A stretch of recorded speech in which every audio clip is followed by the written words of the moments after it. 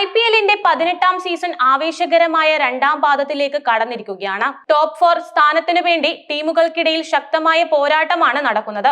ചില ടീമുകൾ പ്ലേ ഓഫിന് തൊട്ടരികെ വരെ എത്തി നിൽക്കുമ്പോൾ ചിലരാവട്ടെ പുറത്താവലിന്റെ വക്കിലുമാണ്. ചില വെറ്ററൻ കളിക്കാർ ഇത്തവണ വൻ പരാജയമായി മാറിയിരിക്കുകയാണ്.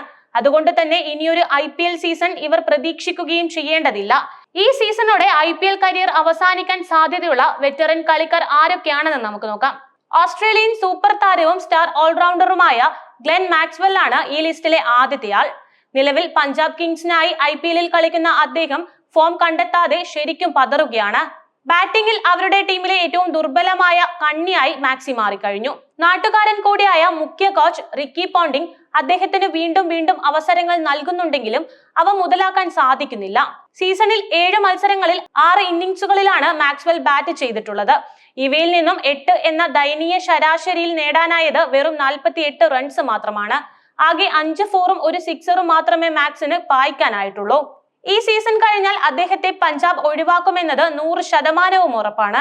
സൗത്ത് ആഫ്രിക്കയുടെ മുൻ ഓപ്പണറും വിക്കറ്റ് കീപ്പർ ബാറ്ററുമായ ക്വിന്റൺ ഡിക്കോക്കാണ് ഈ ലിസ്റ്റിലെ അടുത്തയാൾ.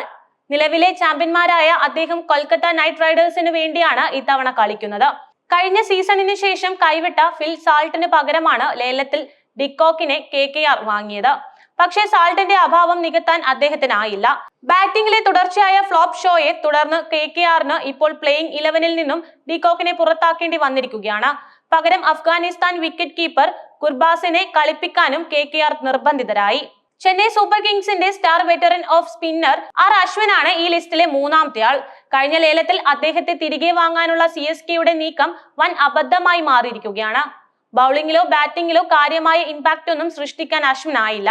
7 മത്സരങ്ങളിലാണ് അദ്ദേഹം ഈ സീസണിൽ ഇതിനകം കളിച്ചത്. ഇവയിൽ 9.29 ഇക്കണോമി റേറ്റിൽ വീഴ്ത്തിയത് വെറും 5 വിക്കറ്റുകൾ മാത്രമാണ്. എതിർ ടീം ബാറ്റർമാർക്ക് യാതൊരു വെല്ലുവിളിയും സൃഷ്ടിക്കാൻ അശ്വിന് സാധിക്കുന്നില്ല. ഈ സീസൺ കഴിഞ്ഞാൽ അദ്ദേഹത്തെ CSK ടീമിൽ കാണാനിടയില്ല. വീണ്ടും ഒരു സീസൺ കൂടി അശ്വിൻ കളിക്കാനുള്ള സാധ്യതയും കുറവാണ്.